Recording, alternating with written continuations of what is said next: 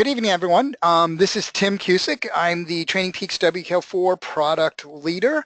Appreciate everybody joining us tonight. There was a couple of late people joining, and Dean and I were actually chatting about elevation/altitude. Tonight's presentation is Training and Racing at Altitude.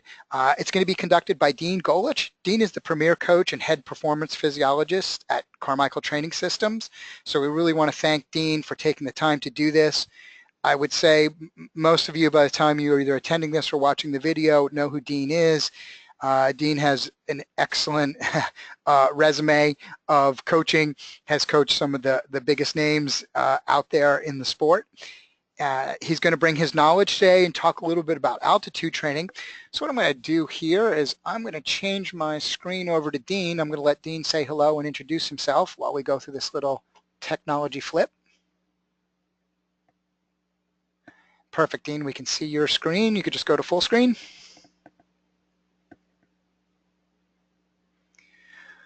All right, Dean, we can see you, but we can't hear you at the moment. Okay, can you hear me now? We can hear you now. All right, you're in control. I'm going to go to mute. All right, thanks for attending, and I'll just get started here. And we'll start with the idea of this is kind of the way I learned is to start with the basics of well, I guess how altitude affects power output. And then we'll move, and since this is a WKO4 presentation, then we'll move on through how I use the WKO4 and kind of the strategies that different coaches and athletes and I have used. So here we go.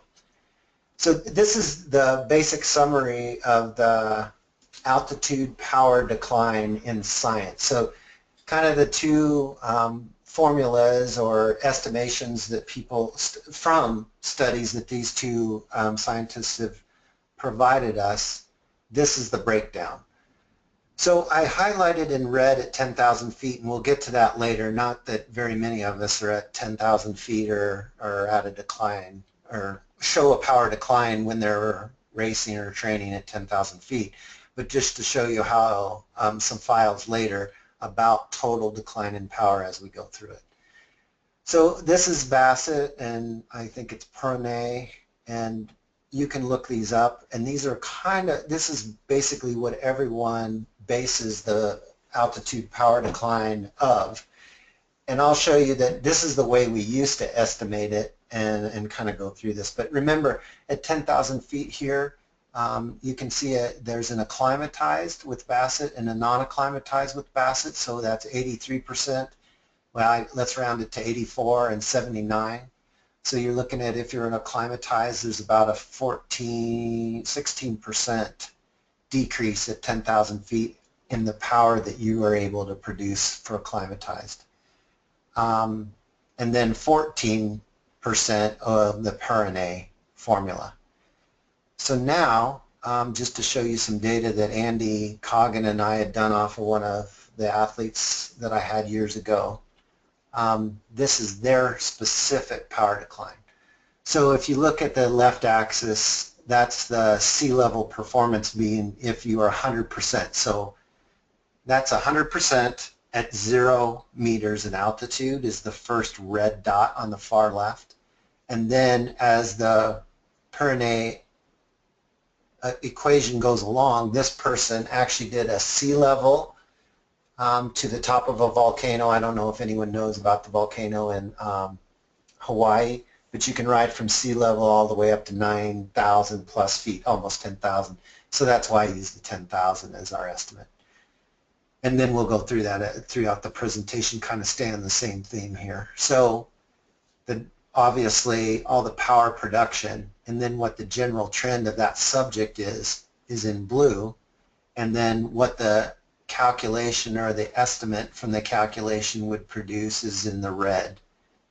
So you can see that roughly if you go from 80% across, that is where the athlete ended up. Now the complicated thing with altitude is when you're climbing, it's hard to know what the power decrement from the altitude is and what the power decrement is from fatigue, and trying to tease that out. Now the idea with the WKO4 is that we're going to try to utilize, well, you can utilize WKO4 so you don't have to use calculations from science to estimate what your power decline is, you can actually measure it. So from your own power files. And I'll show you some of the calculations that we use, and basically there's one simple one with elevation corrected power, which I'll show you is EC power. E as in Edward, C as in cat, power is how you get the elevation corrected power. So this one is what we used with the formulas. So then when you go to correcting it, the blue was again the actual power. So if we go back here, blue is what they actually did. And that's again from 0 meters all the way up to 3,300 meters basically. So blue is actual power, the orange is the corrected power, and then heart rate. So you can see in the blue that the actual power, you know, as it declines as time goes on, and that's time versus, you know, the altitude that they gain. So again, up to 3,300 meters. And then the corrected is obviously what you could have done had that been the sea level power. You can still see that from basically 3,500 seconds of time, it still declines, and that's where you're trying to tease out the fatigue of the effort versus what you are correcting for what you would have produced, say, in a sea level or maybe 1,000 feet or below. So now if we switch over to the WK, so that's kind of the altitude section of, okay, here's how science works, here's how the past scientific literature said what power decline would be, and then you try to estimate it, put your own data in there, your averages per a certain amount of time, and then correct for what that altitude is for 1,000 feet, 2,000 feet, and so on. So now the problem is now we have had the performance manager chart, and you've had power over time, but when you go to look at it, you say, okay, what are my bests?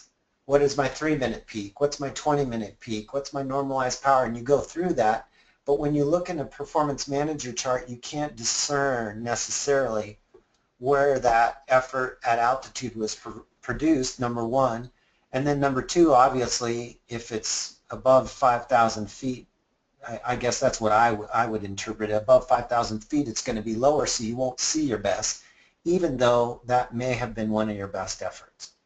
So in this situation here, this power performance manager chart, you can see that the orange is the 3-minute peaks, red is the 20-minute peaks, and the green dots are the 60-minute normalized peaks.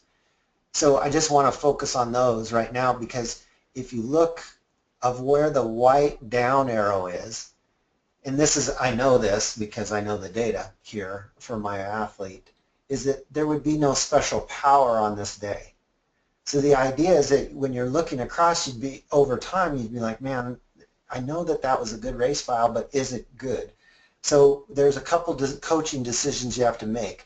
So right when the athlete crosses the line and they come across and said, oh, I did this and I averaged 250 watts and it was at 7,000 feet, you have to have an understanding of, okay, roughly for this athlete, they would have been at this power, so you correct for it to quickly analyze whether that was a good file or a bad file. That's just coaching feedback.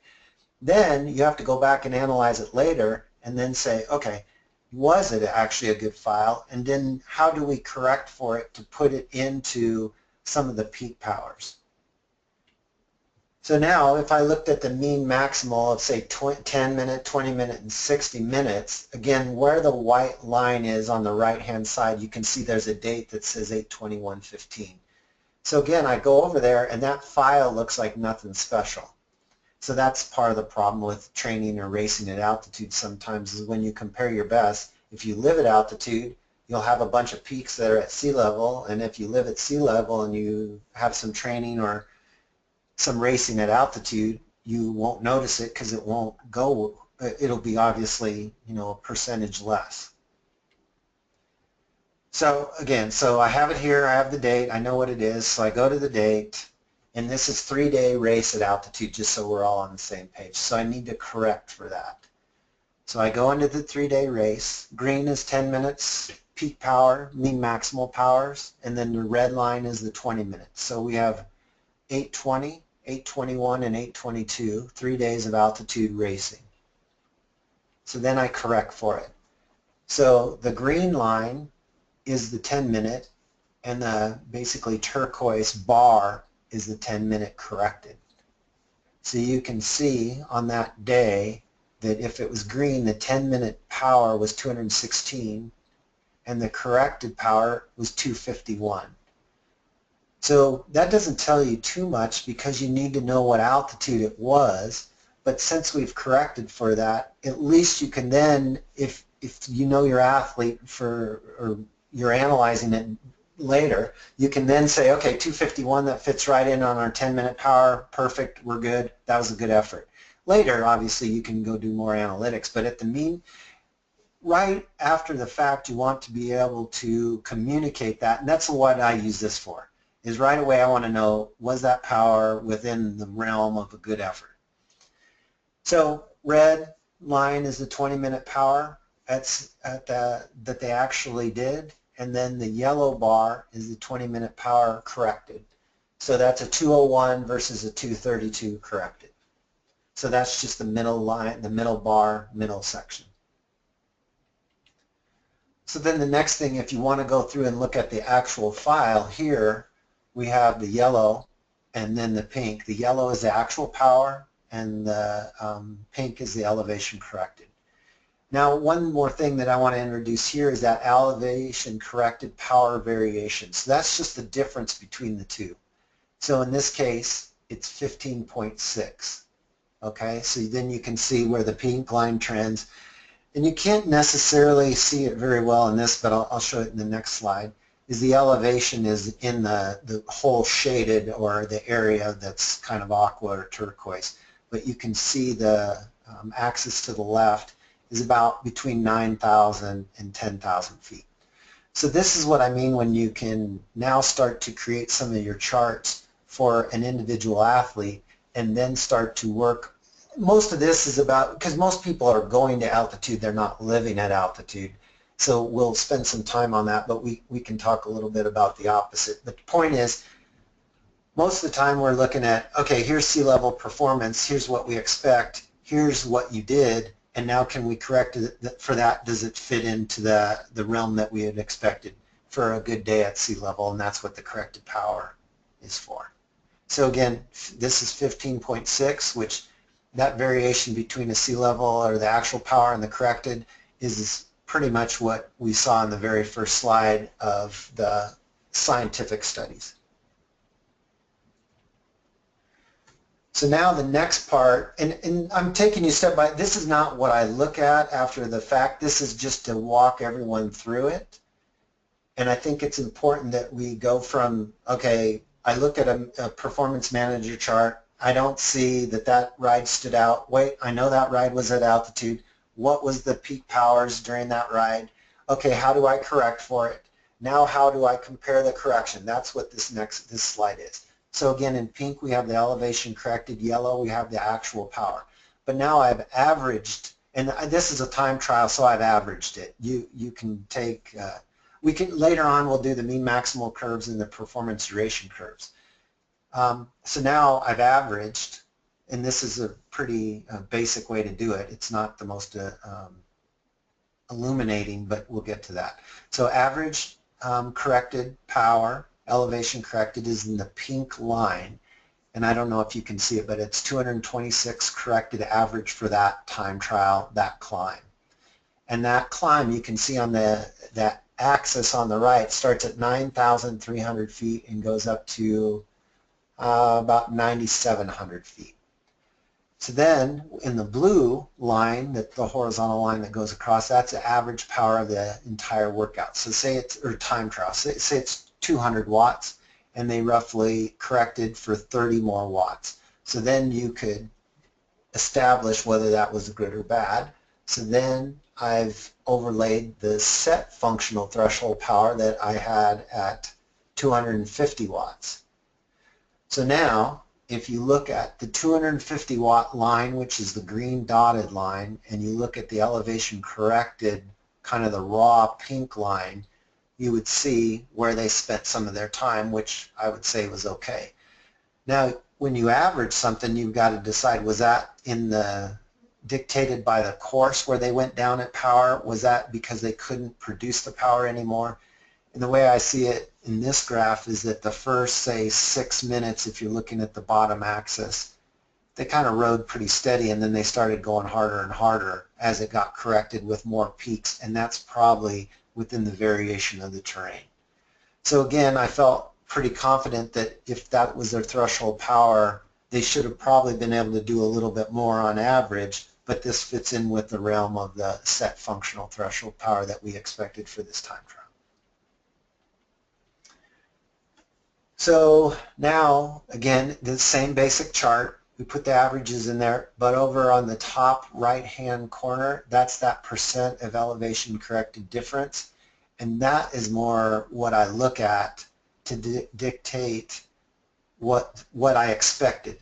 And now can I change that number of the difference, the percent of variability? So if I had this athlete acclimatize more, would I get less of a difference? So that would be productive. So the power would be a little bit higher for that altitude and therefore corrected and therefore less of a difference. Or was it a bad day and the difference is higher? There's a number of things, but I feel like when you're going to individualize altitude training or performance or analyze it, you've got to know, okay, here's what I've corrected for. Now, is that what I expected? And could I have improved it? Or is this what genetically they're set at? So maybe I did more altitude training camps. Everyone as an individual, or if you're coaching athletes, could do this with each one of their athletes, and you'll generally find a couple percent difference.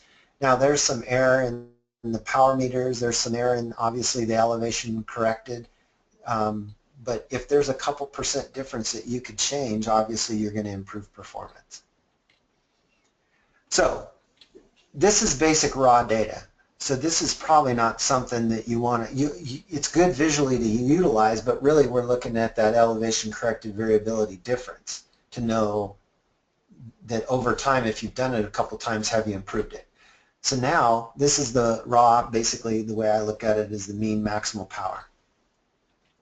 Then we have the mean maximal power at altitude. A couple points here is that you need to make sure that the timelines that are selected on the far right side menu bar have the actual altitude files in them. And then you need to tease that out to make sure that you may have 5 time trials at altitude, but they're between 5 and 15 minutes long or 5 and 20 minutes long. So that mean maximal power curve is where you want to, that's where you want to look. Obviously on this curve right here you can see there's no altitude files past 2 hours. And there's certainly not enough data that's under the 40 seconds or where they were going max at altitude. So the curve starts to disassociate, and that's because of bad data.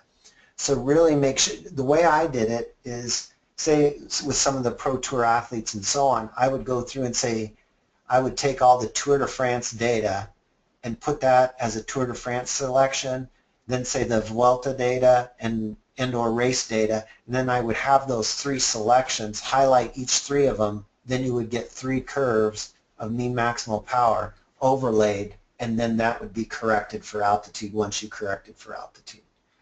So again, red is just your normal power curve, and then the blue is of the altitude that you selected.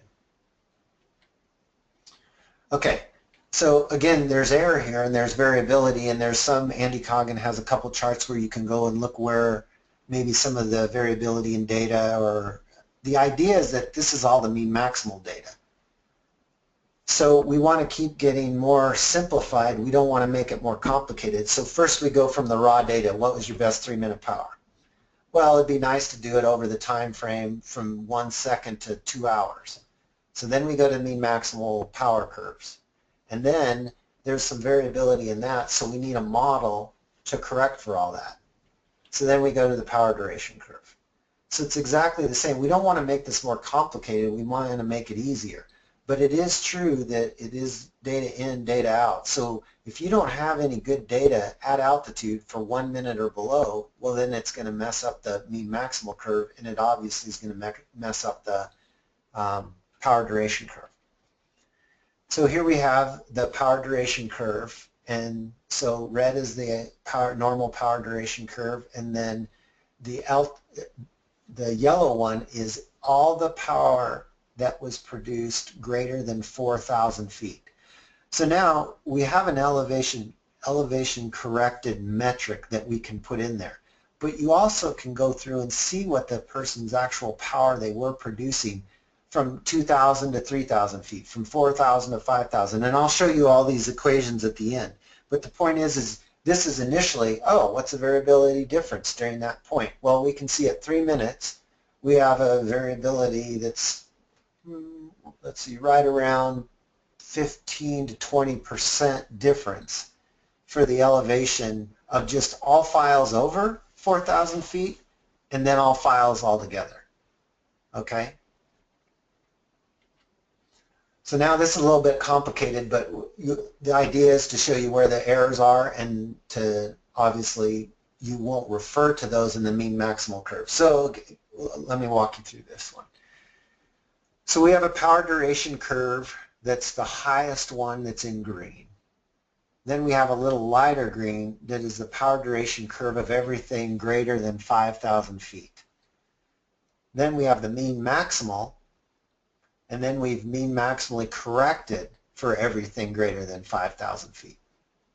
And then we have the mean maximal power, well, the functional threshold power greater than 5,000 feet. So basically what you're doing here is that you're trying, for me, it's just, this is illustration. I wouldn't use this chart. What I would do is just use a power duration curve and then correct for altitude to see where they would have been, and then select different files to see if that matched up with what I expected. Now you can set a number of curves. It's say that one, what is the power duration curve greater than 7,000? What is it greater than or equal to 6,000 to 7,000?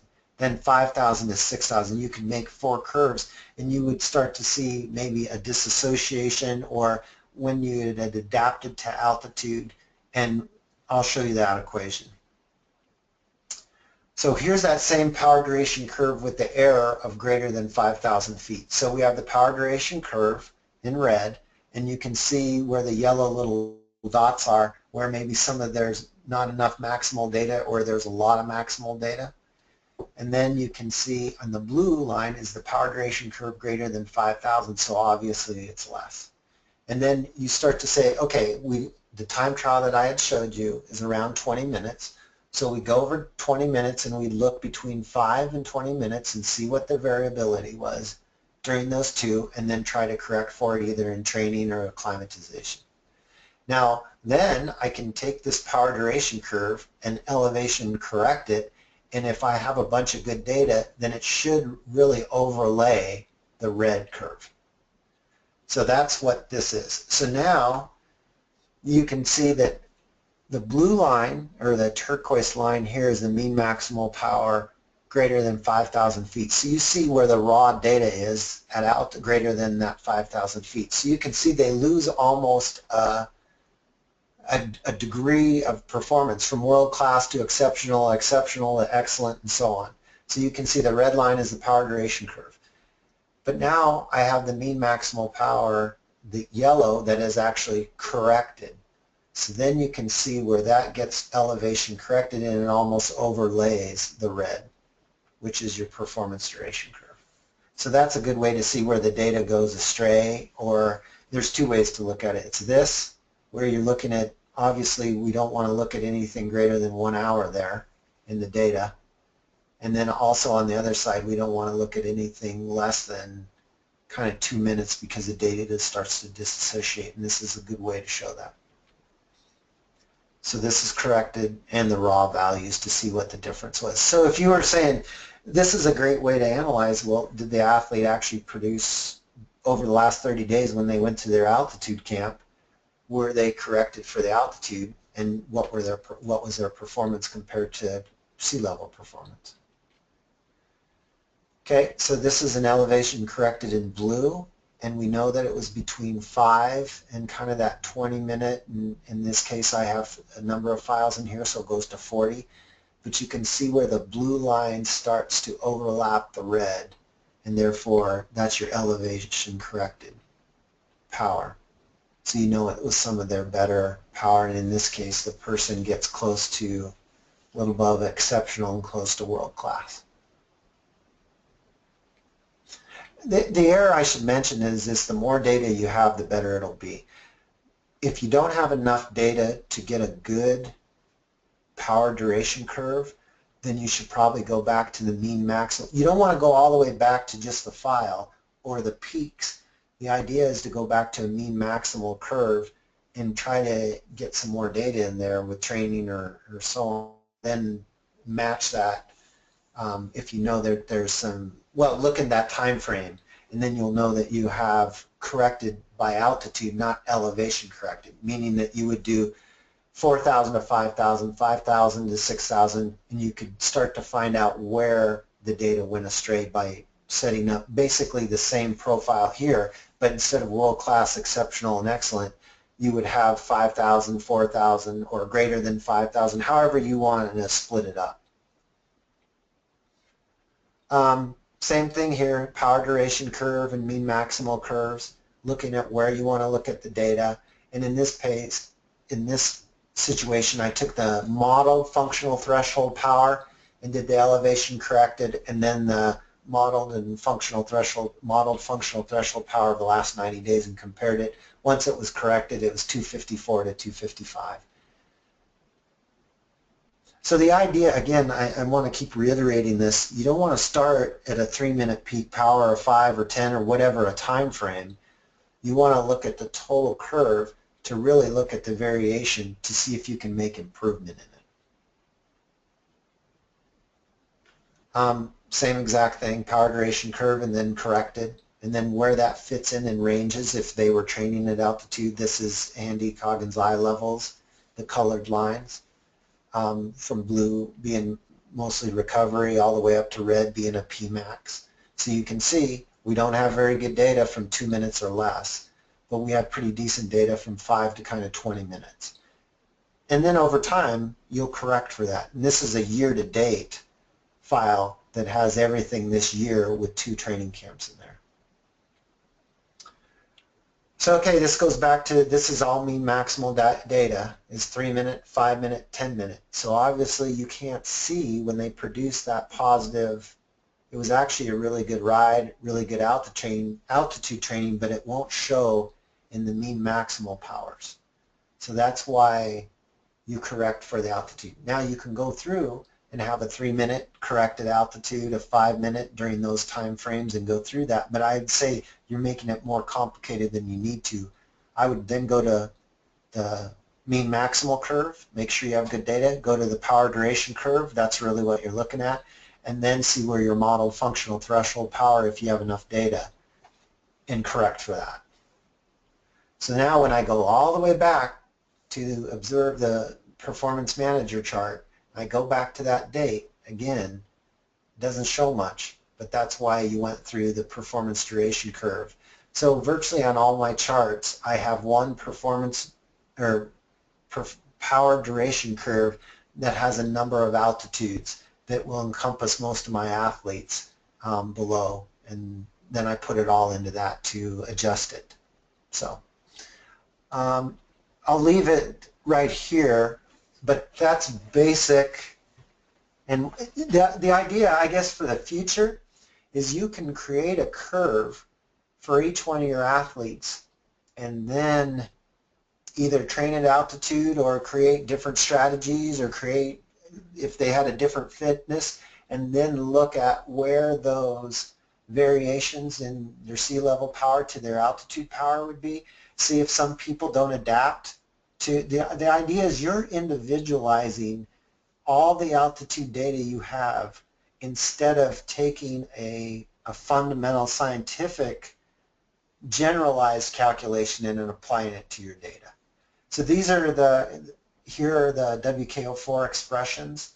So for the first one, it's elevation corrected is just EC power, and then average elevation corrected, average, parentheses, EC power.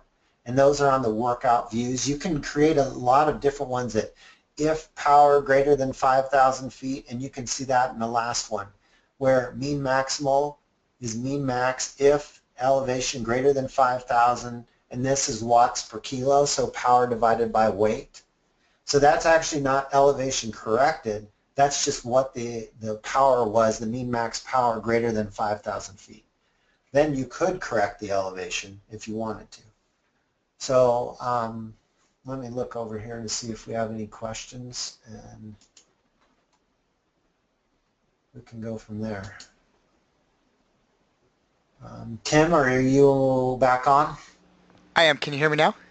Yep, gotcha.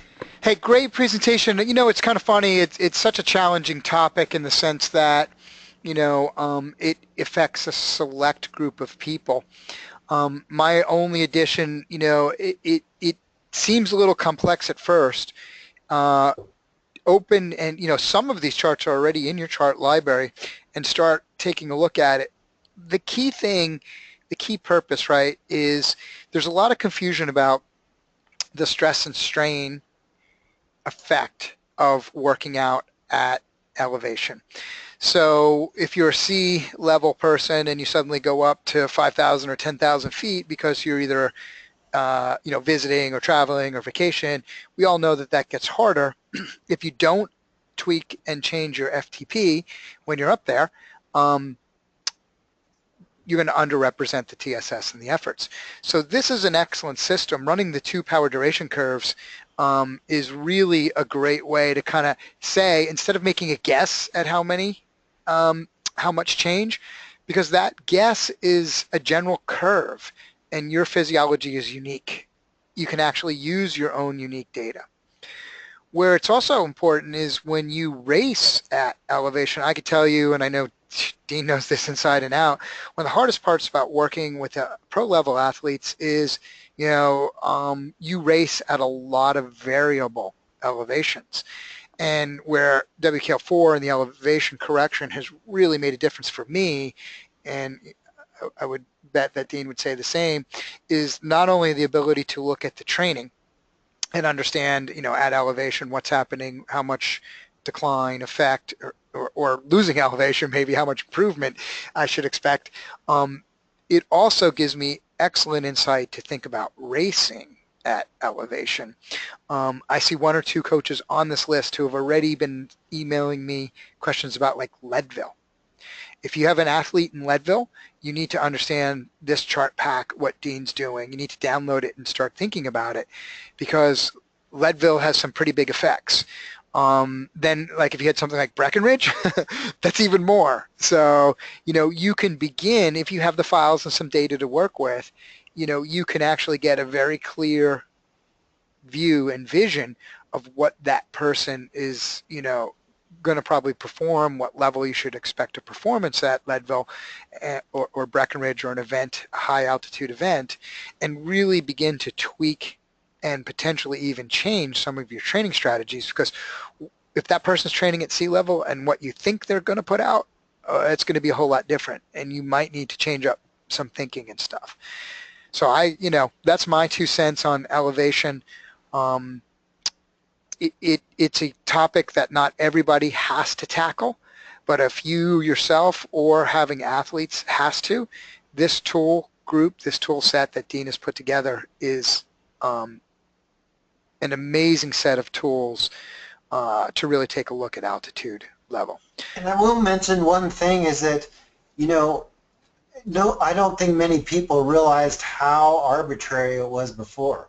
Now, you know, we have power meters now, so you actually know what you're doing. But we didn't before. We'd say, well, how much do you lose when you go to altitude? So you would kind of just guess, oh, well, I think it's about 1% every 1,000 feet. But it was still an estimate to tell your athlete how good they are, or how well they did, or analyze what the performance was. because, and then how well you adapt to the altitude. So some people, oh, I never race really well at altitude. Well, no, actually, you just didn't race today well at altitude, but your power at altitude is actually within a positive. Say we were looking at that 15% decline at 9,000 feet, you're actually at 12. You just didn't race well.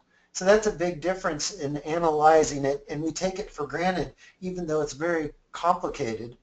And so now we have some simple solutions that down the road, everyone, same with the power meter, they'll be like, oh yeah, you're exactly 14% decline at altitude, which fits right in with everyone else. You should be fine. We do some more acclimatization. We get you to 12%.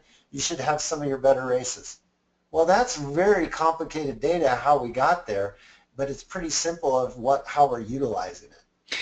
Yeah, Dean, I think that's a great point. And just as a point, and Carol, I saw your hand raised, and now I see your question. That's excellent. You guys, there's a little, on your gray bar, I should have put this up front in case you're new to our webinars. If you use the little orange arrow, it will open your gray box, and it's the little kind of control panel on the right.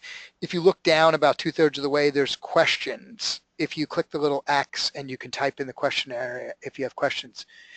So Dean, we've got one coming in. I can see you're kind of looking at it. I'm an age grouper and just training at altitude and racing at altitude for the summer. Why wouldn't I just deduct 6% from my power numbers for training based on 5,000 feet? Yeah, because you don't know it's 6,000 or 6%, sorry. That's the thing, is that if you have the power numbers and you can correct for it, you would know right away exactly what they were. So let's go to the beginning, sorry, here. Yeah. What's the altitude out just training out? Say it's a range of 6,000 feet. And you say, well, are you acclimatized, or how long does it take you to acclimatize? Is that the first week you just deduct 6%? Is that after 4 weeks you deduct 6%? Is that what you deduct for just the pacing? So that's where a lot of this comes into correct. And then that's based off of all your sea level power. So then you can start to manage that, wait a second, after 2 weeks, I only need to deduct 5%. Or really, after 3 weeks, I haven't changed at all, and all my threshold powers are the same, and I feel like I'm developing more fatigue. That's when you would put that in the mean maximal curve and start looking at the last 30 days, the last 60 days, and start to adjust for that to make sure that 6% is the true number. Yeah, and Dean, I would add to that, just for an answer from me to jump in, when it's kind of why, Kevin and I designed the whole theory of WKL4 was to individualize, because one of the things has always kind of frustrated us and Andy and the team is you look at these, this is a bell curve solution. This is somebody looking at a reasonably large cut of population for a study, even though it's not quite probably as large as you think, and they're picking the average number. I can tell you I have 2 athletes who do a lot of racing at altitude and some camps and stuff like that. One dramatically overperforms these averages, and one semi-dramatically underperforms these averages. And at any given level, when you increase the specificity of your data, your tracking and what you're doing, you really are setting the stage to increase the result. And that's what it really comes down to. It's based on your unique physiology. It's tracking what you actually do. It's not applying you to the bell curve. It's actually allowing you to use your specific performance and data to improve the understanding of your unique physiology, which should then improve your training and performance at altitude. Now, of course, you have to have the wisdom to do something with that data, and that's always, a challenge, but you'd be surprised at just some basic understanding of those minor tweaks might make you change targets or the way you train, some other factors, and then suddenly those little incremental gains add up. The last thing that I would add too is generally what I find, say I assume age grouper triathlon, is that most of the time with pacing off of a functional threshold power in a changed environment, if it's heat and humidity or if it's altitude, I see most people, the pacing was wrong to begin with, that they took off too hard, so we'll just separate that from the problem of pacing, but they always underestimate it. The idea when you come peaked and tapered for a race is you should be able to do more than you've done before, not what you've kind of always done. So everyone they take off too hard. That's the issue with peaking and tapering. But if once people learn how to taper or learn how to pace, I feel like if you did 6% and really you were acclimatized and you trained and you understood your power, you may be 4%. And then if you said, okay, here's my power, here's what I'm going to maintain, and you did 6%, you left 2% on the table. And I see that all the time. I would say that's the rule for me. Once people understand how to pace, they always underestimate what they can do on race day if they're peaked and tapered and ready to go and adapted to the climate, whether it's heat, humidity, or altitude. Wow, really great point, Dean. Very good point. Okay, any other questions? You know, I have a feeling this was one that's going to absorb. Dean, are you willing to share your charts with us? Yep, Can you, yep, I'll send them to you. yeah, if you send them to me, I'm going to put them in the Facebook group. So if you guys are not part of our Facebook group, you're really missing some of the great learning. Go to Facebook, search WKO4 group, and join up. If you can't find the link, just email me at tim@WKO4. So that's tim@WKO4, and I'll send you the link. It's a big group. It is private, so we approve people coming in, but you're seeing some of the best thinking out there. Dean will send these chart packs to me, or his chart pack. I'll post in that Facebook group along with the recorded version of this. I'd really recommend you guys go in and grab it and really continue to expand your learning. Last chance for questions. Okay, it looks like we have. Thanks everybody for coming. Dean, thank you so much for helping out and showing us about training and racing at altitude. And hope everybody has a great night. Good night now. All right, thank you. Bye now.